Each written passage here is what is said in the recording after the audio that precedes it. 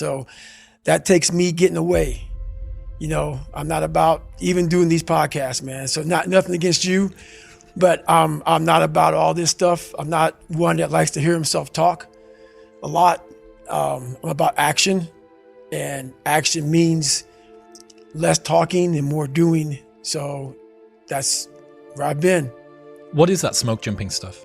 So basically, it's you know about wildland firefighting, about when the forest has fires.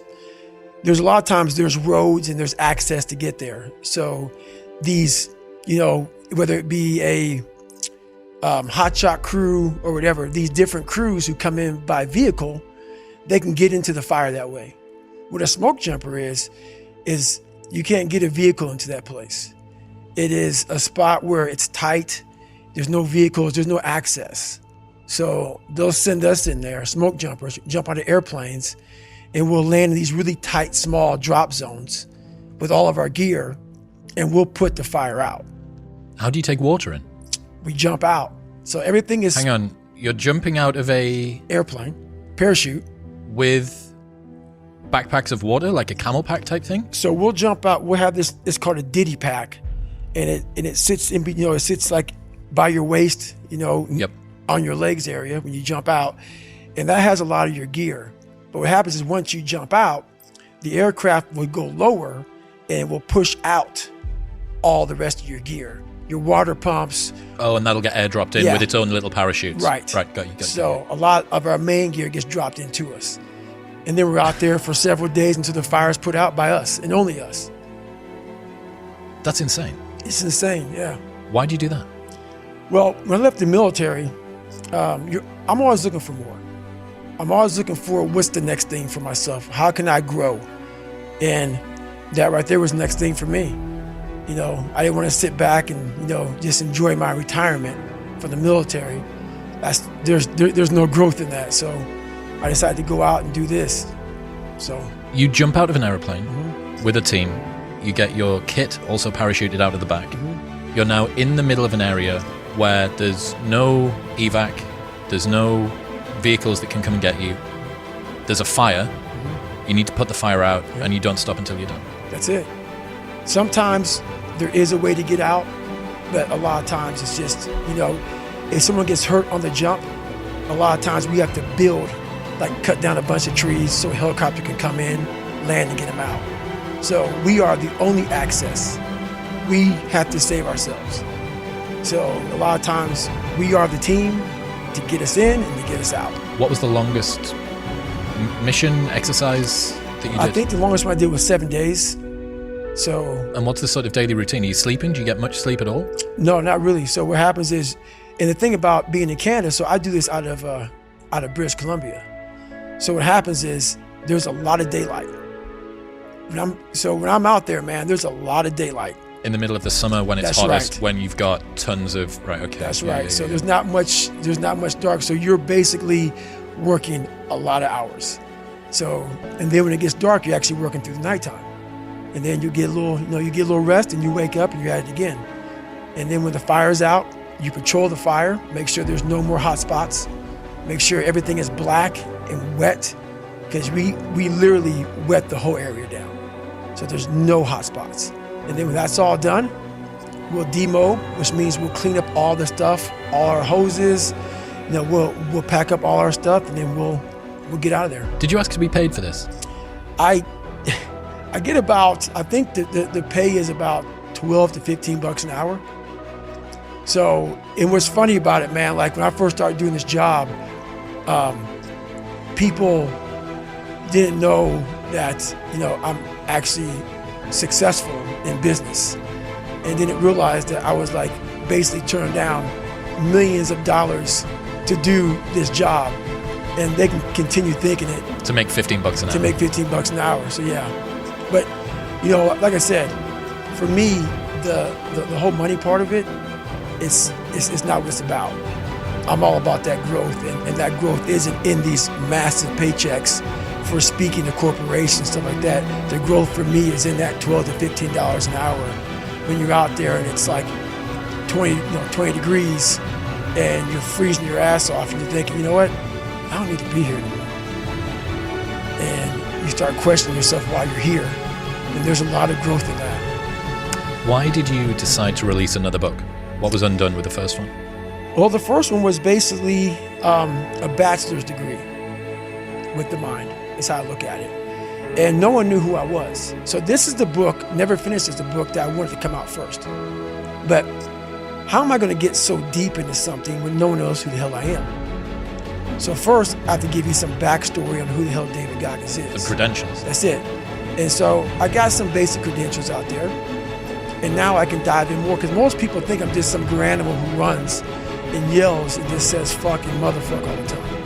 And that's nowhere near the truth. That's maybe what they see in a 1-minute video, and that's what we believe.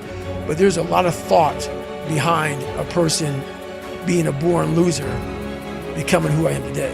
You don't just wake up and just rocky the shit. You gotta wake up and think about, there's a process to getting better. And that process is never finished. It's an appropriate title. Yeah. So one of the things that I've been thinking about is the danger of success making you soft. Mm-hmm. And this must be something that you've battled with over the last few years. Right. More money, more attention, more fame, more free things if you wanted, more opportunities to go places and do stuff with people. Right. How have you dealt with this battle of success not making you soft? You have to cap it. You have to learn to cap success. So what I do is, like right now, I don't like doing podcasts. There's a lot of things I don't do that I have to do now to get the message out there to help people out. And what I mean by capping success, I believe everybody should live their life. So everything that someone says in life, take it with a grain of salt. Take what they give and don't be like, oh, David Goggins said this or whoever said this. No, do not take what I say and do exactly what I say. So for me, what makes me who I am, because my mission is very different than yours or anybody else's. I have to go into a situation where, okay, I'm a guy who wants to make people better. For people to get better, I have to continuously get better myself. For me to do that, I can't just say, oh, I have this resume, the resume is there forever, I'm good. I have to cap my success, because for me to help people out, I can't just say I did it once and I'm good. I have to continue to reinvent the wheel of the mind and figure out more and more ways for you to pull. Because if I have a cookie cutter message, it may hit 5 people out of 25. You just failed. My message needs to be in a way where I can hit all 25 people. It needs to be broad enough to where all 25 people may not like the message, but they're getting something from it. And that is evolution. You must continue to evolve. And you don't evolve, for me, in my job, unless I cap myself somewhere and say, okay, you made this much money, get back to fucking work. It's time to get back to work. Stop hearing yourself talk, get off the podcast, don't be on social media too much, cut out all the fucking noise, get back to the fucking mental lab, because that's where the knowledge came from. So for me, I must cap myself so I can come back with better, more unique knowledge versus all that cookie cutter knowledge that's out there.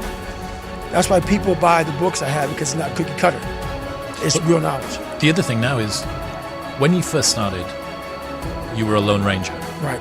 Nobody really knew who you were outside of some obscure endurance places and half-heard truths of these weird myths. Right. But now you've got people's expectations layered on top as well. So not only have you got to deal with success potentially making you soft, so you've got to cap that, you've got to say no to more money and opportunities and cool people. Right. You've also got this extra layer of expectation that's coming through from other people too. And I think that you talk about trained humility in the new book too. I've got to presume that fits into this equation. Right, it fits in big time. And that's one big reason why I do fight fire. Because all the knowledge for myself comes from that place. It doesn't come from the place of success. My knowledge does not come from the place of, because for me, I built Goggins from the ground up. I was born David Goggins. David Goggins wasn't good enough. He was a scared, bullied, abused kid who struggled in life. And that kid, whenever something got tough, no matter how hard I trained, no matter how ready I was, whenever something got tough for me, David Goggins the real David Goggins would come out and he would quit. So I realized this over a period of time. So I had to build Goggins. And in that process, I had to go back to that mental lab.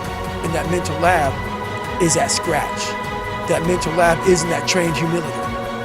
And so that's where I get better.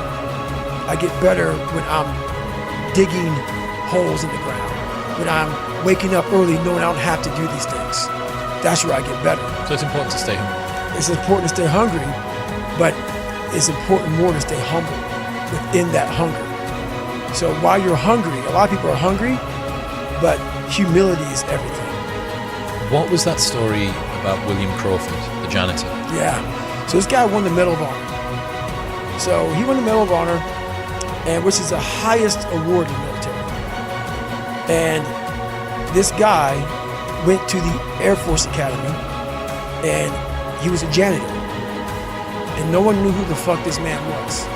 He had the highest award in all the military for heroics. For heroics, saving lives, putting his life on the line. Could have been killed. And he is now basically, cleaning shitters for young kids. And we can all imagine how that probably went. There's probably some, little bit of taunting here and there. And he just sat there and cleaned the shitter. So that's why he's in my trained humility part, because for this man to be at the level he was and have that kind of humility to go, I'm a Medal of Honor winner, but I'm gonna put that in my closet, and I'm gonna pick up my broom and dustpan, and I'm gonna pick up, this rag and clean this shit for these young men. That right there is amazing for me, man. That's where you grow. That's growth, huge growth. And also it shows that he was doing his job. He was a servant. He didn't look at himself any better than anybody else. And the second you do that, you totally lost. You cannot look at yourself like people with me even. I always look at people. I know where you are. I know where, because I've been there. That's why I help so many people out. I've never been above you. I've always pretty much been beneath you, and that's where my knowledge came from. So I know how to reach those people who are in the dungeon, because I've been there so many times. Speaking of getting too soft, did you see that there was a news story that came out recently about the treatment of SEALs during their selection process? Do you see this? Yeah, I saw it. Yeah, they were getting sprayed with tear gas whilst they were on the ground, and they were made to sing happy birthday so that they couldn't hold their breath while it was happening. Right. And there was a quote from this guy. I think this type of training is really senseless, said Sven Hjort, a Duke University associate professor who studies tear gas and its effects. It looks more like a form of hazing. Right. I see all that. Trust me. Like I said, I'm not going to sugarcoat anything. I understand that guy. I understand exactly where you're coming from. That is your personal opinion, and I totally get that. But there's very few people in this world who want to do a job like that. And it takes a different kind of mindset. Is it tear gas appropriate? I don't know. How hard that training is, I don't expect anybody to understand it, but 1%. But the loud voices of this world are the 99% who don't understand exactly what you have to do. That's why when I speak and you don't understand me, it's probably a good thing, because that probably means I'm in an area of life that you're not in, which is fine. That's why I don't judge people. And this guy right here judging that, unless you've been there and done that, and you really can't speak about it unless you're in those situations that are so hard that it takes a special human being to get through them. I think it's the same kind of feeling that I get when I heard about Elon Musk telling the employees at Twitter, we're going to ask you to work harder than you've ever worked in your life. Yeah. This is a place, Twitter is now a company where people can go if they want to be in the top 0.0001% of hardworking programmers and software developers on the planet. That's right. And everybody was up in arms. This is unbelievable. We're going back to this old version of capitalism where the worker is being abused and used and thrown away. What they didn't account for is that there is a non-insignificant cohort of people for whom that's their dream. That's right. People who want to be able to get up on a morning, having gone to bed 4 hours before, and can contribute to some sort of progress that they think this is what I'm here for. Yep. And it's the same with the SEALs. If you're not the sort of person that is built to go through selection, it's like speaking a different language. That's it. And that's why I don't try to convince people otherwise. I understand that why you're confused. I understand why you say things like that. I'm not saying anything bad about that. I understand it. But also, what you don't understand, what you fail to understand, is the other side, that you need people like that. You need the Elon Musks. You need the David Goggins. You need some of these Navy SEALs, some of these other people. You need those people. And they forget that. And it takes a very, very unique person and unique mind to do some of these jobs that are necessary in this world. But especially when we're thinking about someone going to war. Right. Like, do you want your armed forces to be underprepared for the battlefield because you didn't want to be too mean to them in advance? That's the problem. That's the problem. And that's a problem that I've always had. Is that right there. Is that with even some of the most trained people in the world fall back on that. It's easy to talk about. Like I said, when you go through it once, it's a perishable skill. Hardness, mental hardening, mental toughness, it's a perishable skill. Just because you went through some training once and you got through it, doesn't mean it lasts fucking forever. And that's where most people hated me in my life, because I realized that. You don't just say, oh, I got it, I'm checked off, I'm good for the rest of my life. That's why you have to recall. You recall on fucking everything. And you definitely must recall when it comes to the mind. That is one of the biggest requalifications you must have. And when you're at that level, you got to recall every fucking day, not once a year. One of the other things that you did to stop yourself from getting soft was running the Moab 240. Yep. Talk me through that experience. So, I hadn't run a 100-mile race, and I think it was about 6 years. I had, some heart surgeries. I had maybe some questioning in my mind about, I call it part-time savage. I started kind of going through this. I started getting, a little bit injuries, a little bit of this, a little bit of things that back in the day never slowed me down. So when I got my head out of my ass and realized that, hey, we have more left, we can still push harder, we're not there yet.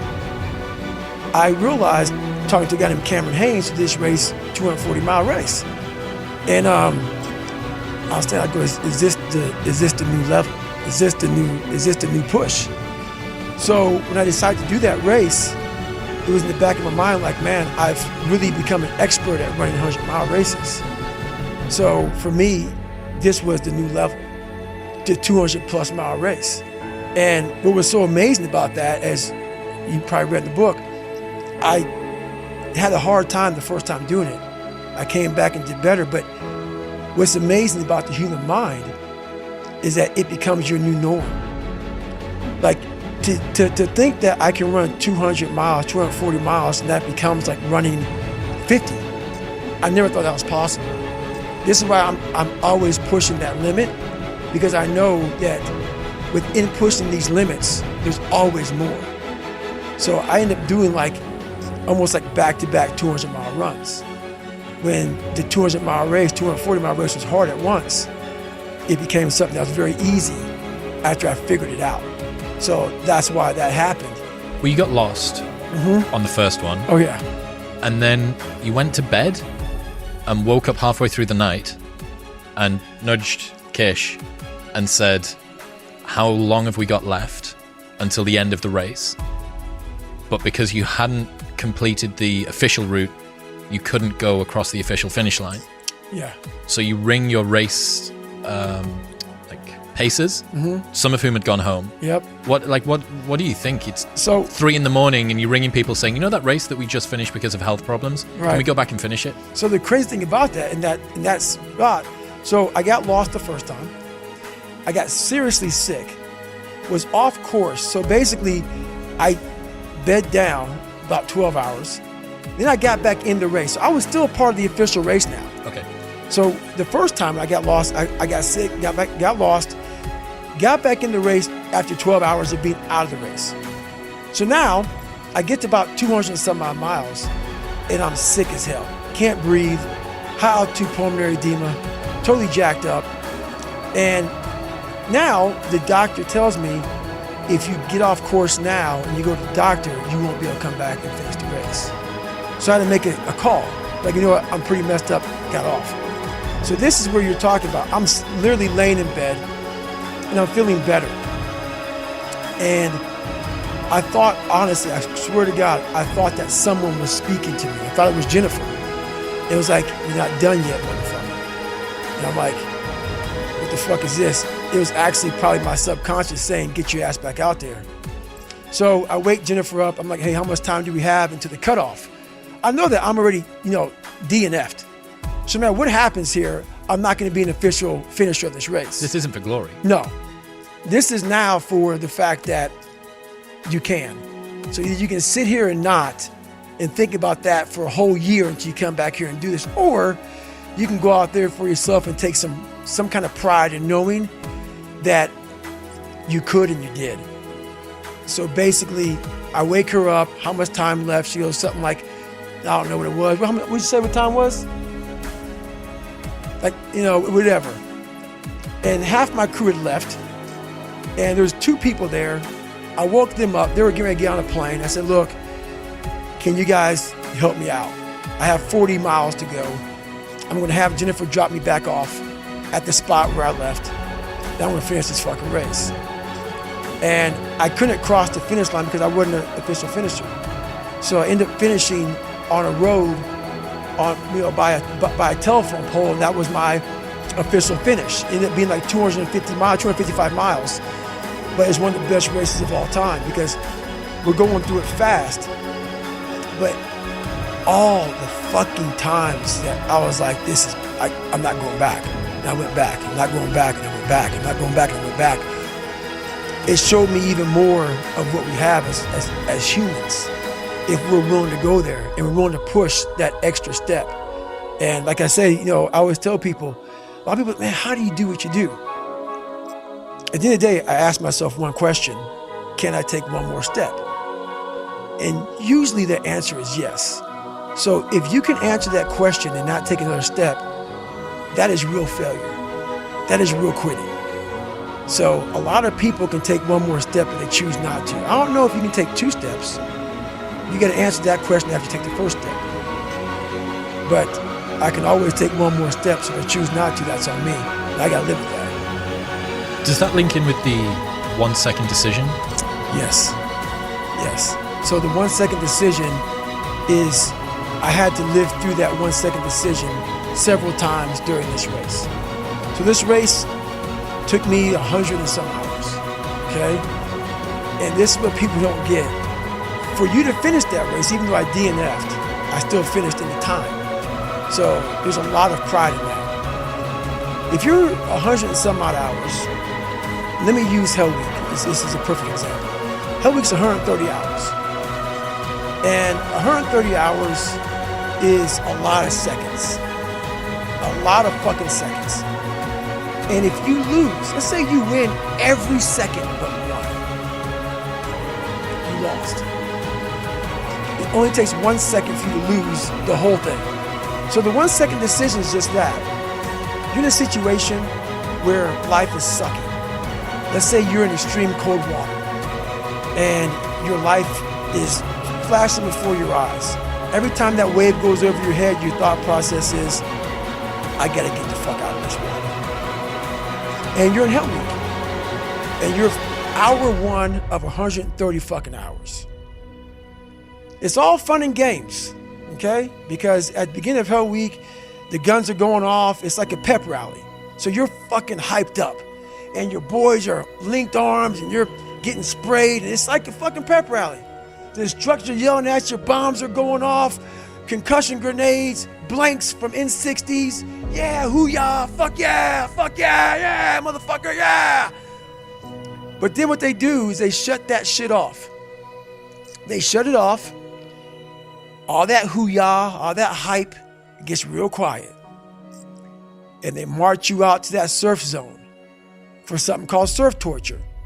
And it's that water, that Pacific Ocean is cold as shit.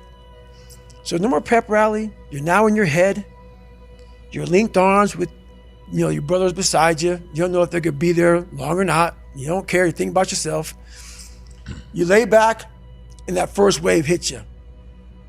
Your mind goes straight from hour 2 all the way to hour 130.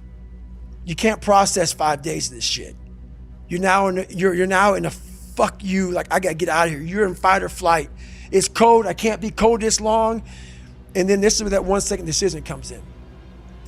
You forgot every reason why you wanted to be there. You don't care about SEALs. You don't care about any of this shit. You don't care about fighting for your country. You don't care about that gaudy gold trident that they put on your chest. You don't care about any of that shit no more. All you want to do is go back home. You want the warmth. You may want something to eat. You want your girl to hold you. All those things of comfort are there in that 1 second. And this is where people lose. So what I do in that 1 second, because we all think about quitting when shit's hard. But what you have to do in that 1 second is hard to process information during pain. Because that pain takes over and you can't think rationally. You're thinking about fight or flight, save yourself. That's not a rational thought. It's not a thought that's going to get you through hard times. Most people fail that 1 second. So what happens, what I do in that 1 second, and there's a bigger process to all this, but in that 1 second, I physically stayed in that water. Because if I get out of the water, I quit. So I physically stay in the water, but mentally, I'm on the fucking beach with the fucking instructors. And the instructors, it's cold outside, so they got these parkas on. They got their cup of fucking Joe, and they're warm because they've already been through it. So now it's your turn to go through it. So mentally, I get back with them. I'm still in the water physically, but mentally, I'm back with them. I'm chilling. I got my parka on, and now I'm thinking logically because I'm warm now. Mentally, I'm warm. I've taken that 1 second.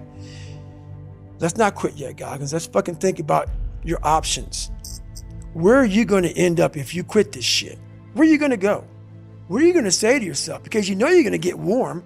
The second you get out of this water, you could take a shower and you could be warm. And in 5 days, you could be out. So I start thinking logically.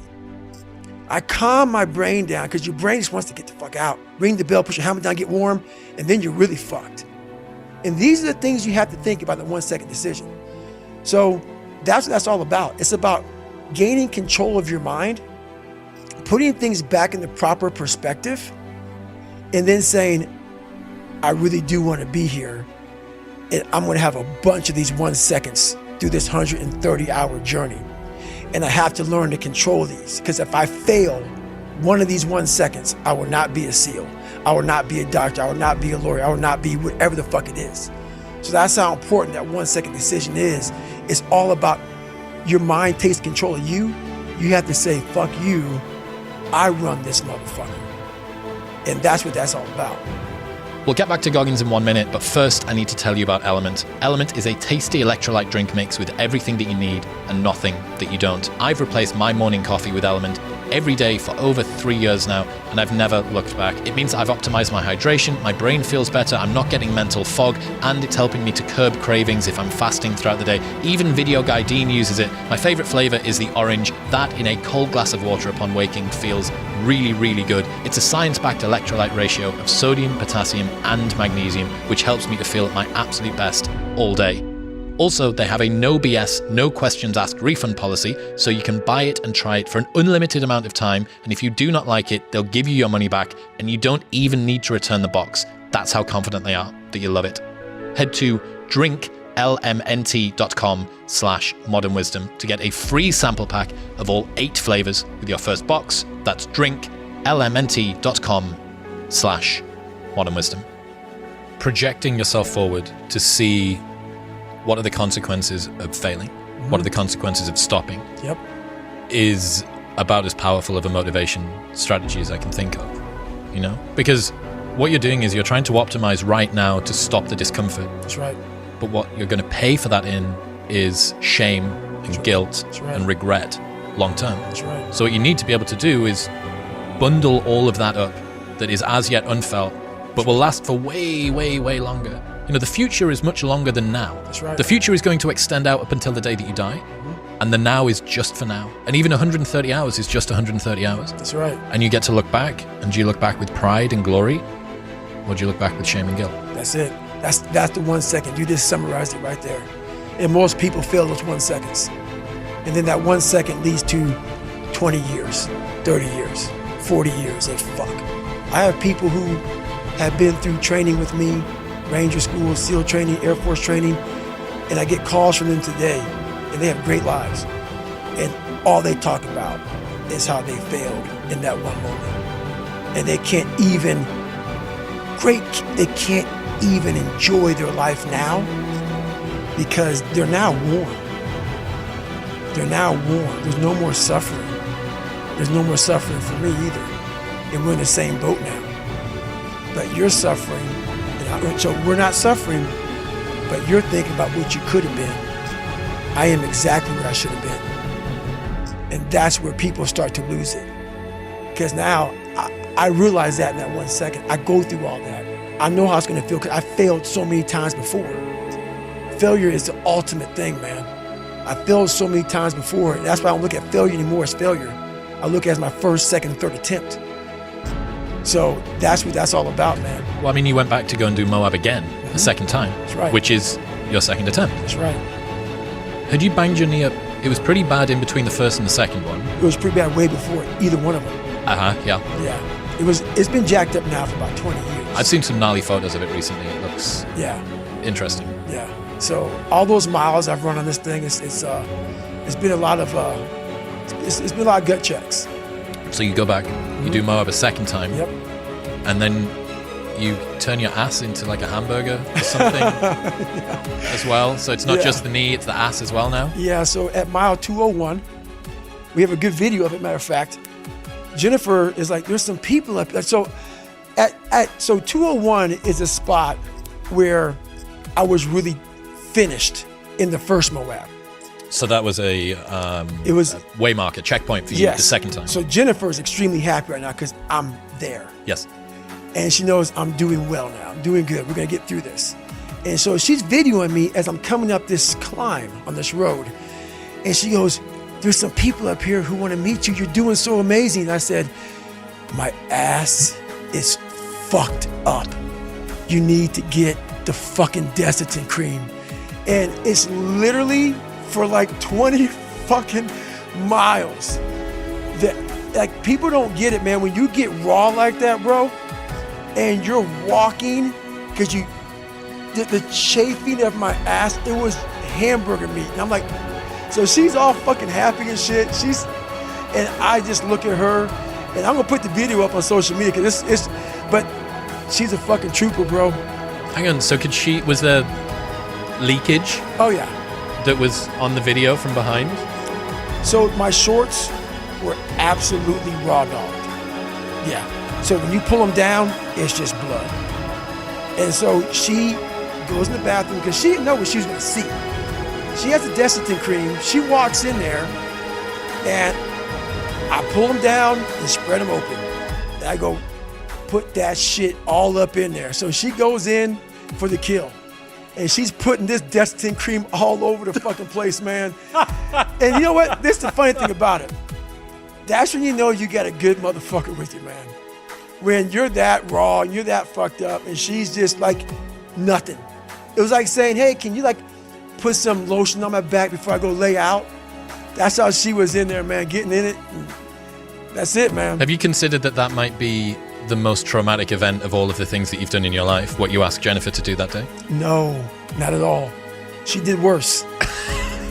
So that Leadville chapter, when I talk about after I finished, and then the ultra-raveling or unraveling had begun, when I lay down, so... Oh, that was on the duvet, and you didn't know the word duvet. Yeah, I know what the fuck duvet was. How the fuck do you not know the word duvet? Blanket, man. Okay, fair enough. Fair enough. Out from the streets, we call it blankets. Okay. Anything that you wrap up in is a fucking blanket. Cool. So I'm laying on the duvet, and she's all fucking like about her damn ratings, that fucking the Airbnb shit, and I'm really like, hey, I'm about to shit right because here. it's not your place. No.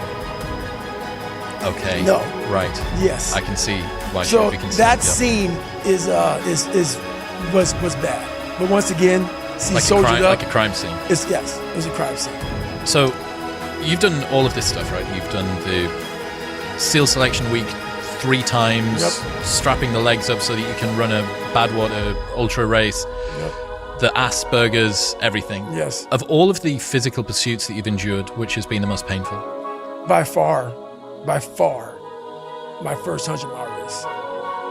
By far. This 2019 Moab, the one that I DNF'd but still finished, that's up there. But when you are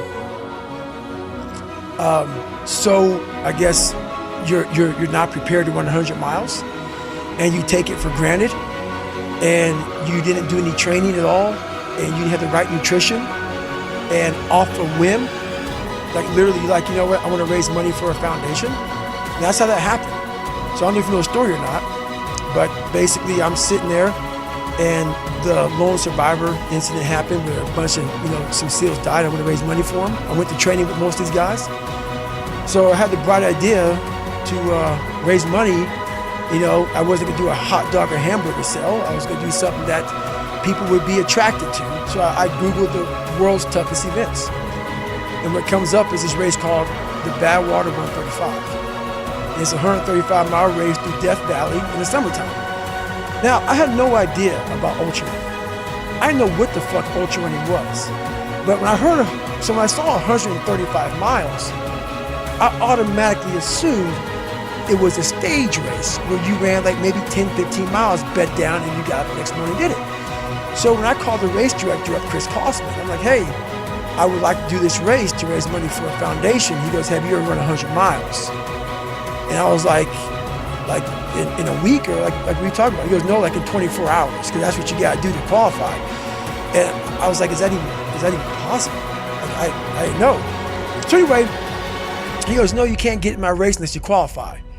And I call him up on a Wednesday, and that Saturday, and I was a bodybuilder at the time. I did cardio 20 minutes a week on the elliptical trainer every Sunday.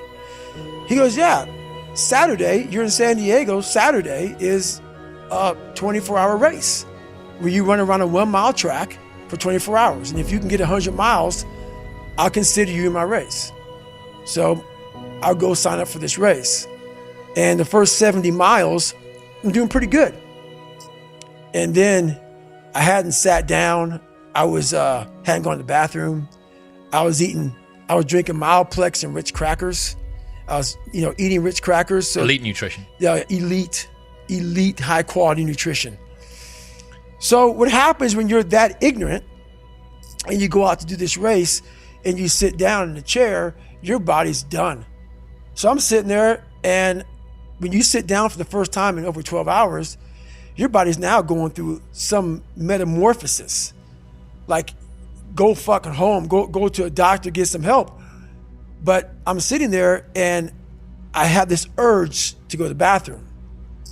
And there's a porta potty for me, that fucking wall, but I can't get up because my blood pressure's all messed up from my great nutrition that I was on. And so I can't stand up. So I look at my ex-wife, and I literally say, I'm gonna shit on myself right now. So I sit there, and I'm shitting up my back, and I'm peeing blood down my leg. And I have 30 miles to go. And I end up finding a way to get through that 30 miles. And when I got done with that race, it's the worst pain I can't even describe the pain of that last 30 miles to anybody. No one, it's very hard. Whole body? Whole body. So when it ended, I'm literally dizzy going up my stairs to get to my house. I have my arms wrapped around her going up the stairs, and every flight of stairs I have to lay down because I can't stay upright for too long or I'm gonna pass out. So I finally get in the house, and when I get in the house, I'm once again on the floor. I'm in the kitchen on the floor, just laying there. I finally make it to the bathroom, into the tub. I get rolled in the tub, and she puts the water on me. I'm just laying there with the water coming on me. And what I pee out looks like Coca-Cola. And I'm laying there in the worst pain of my entire life. I'm shaking, I'm jacked up. And all I could think about was, I can't believe what I just done. Because when you get to 70 miles of a race and you felt the way I did, to me, it was humanly impossible to even think about going 30 more miles in that shape. And once you do it, what came over me when that shower hit me, and the reality hit that I just went 101 miles. And that last 31 miles was something that I can't even describe to people. And she's like, we gotta get you to the hospital. So at the time, my mom was seeing this doctor, and he was like, so she's describing to my mom what I'm going through. He's like, you gotta get in the hospital now. And I just said, just shut up and let me enjoy this pain. I don't want anything to numb it. I don't want anything right now. Because what I had done was in my mind, and people will take this wrong and take it as wrong as you want to, I don't really care. I had just climbed a mental wall that was amazing. And I didn't want anybody to take that pain away from me at that point, because that was all confirmation. It seems like, I've heard you tell that story a number of times. It's amazing. Did that set the tone or the rhythm for what you wanted to try and achieve and feel again? Each time you're pushing further, there's more difficulty. I never wanted to feel it again. But what it did was it showed me what is possible. And that's what set the new stage for me. That's when I realized, oh man, I've really been underachieving my entire life. I'm not saying that you have to go to that place, because that place is a dangerous, dangerous place that borderline rhabdo, heart arrhythmia. Oh, it wasn't borderline rhabdo. It was all that. Yeah. But you don't want to go there. But it taught me what is possible. So from that 19-hour lesson, one of the biggest lessons I had in my life, it taught me that, okay, I got it, check. Tell me about this mixtape of hate that you've made. So what started happening is, as you get bigger, as you get more successful, you open the door for people to critique every fucking thing you do. And most of the people who are critiquing you usually aren't where you are. And all their critiquing comes from people who are really at a low level of life, which is sad. But what we do, people who are on the upper level, hearing the haters at the lower level, like I said, you'll never meet a hater doing better than you. True statement. I started having fun with it. So I'll go through the comments, while most people don't go through comments, I go through them, intentionally look for the bad ones. And while I'll block and delete you because the people on my page don't need that negative energy, I'll block and delete you, but I take a snapshot on my phone and I put it in the archive. So what happens is, there's days where I'm like, you know what? I really don't want to do this today. And I'm like, oh, hang on. So I started making these mixtapes with all of these hate messages about people talking shit. And it became such a source of fuel that it was amazing, because I know why you hate me. You hate me because you're probably in the bed right now. You're probably an underachiever. You're probably somebody who doesn't want to do anything with your life. So I make you question everything about yourself. So I'm going to continue making you question yourself by coming out here and being even more successful. So I listen to that while I run. I sometimes play it in the house, and it sometimes gets on Jennifer's fucking nerves because I'm sitting and listening to somebody talk mad shit on a loop about me, and she's like, why do you do this shit? It's half comical and it's half inspiring. I'm actually inspired by it.